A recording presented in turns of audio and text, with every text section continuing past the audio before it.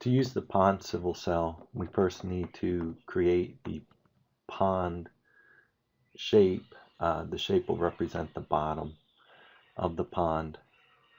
The pond's being created from the bottom up.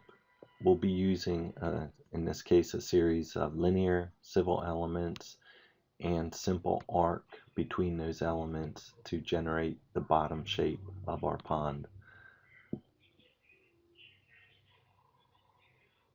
Once we have the general outline of the bottom of our pond completed, we need to complex these elements together to create a single profile.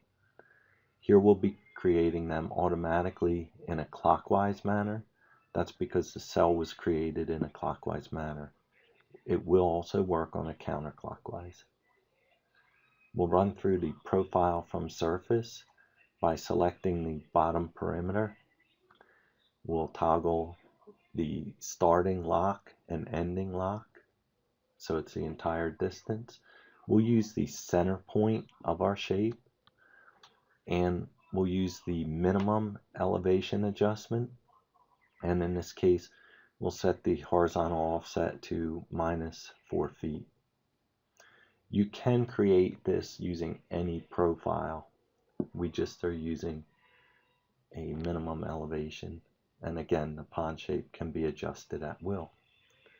We'll verify that our profile is in place and also active. Notice the manipulators should we need to change the bottom elevation of the pond. With element information open, we'll be using that later. However, we'll now place the pond cell. So one method is to use Project Explorer. Place the cell by selecting the element we just created and accepting it without switching the orientation, and the pond is created. Now we'll make our 3D view active so we see what was in fact created, and we'll see the pond is now in place.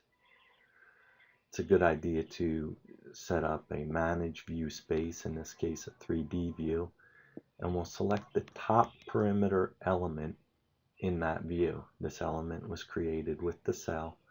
Using properties or element information, we can then change the 3D volume or the freeboard of the cell.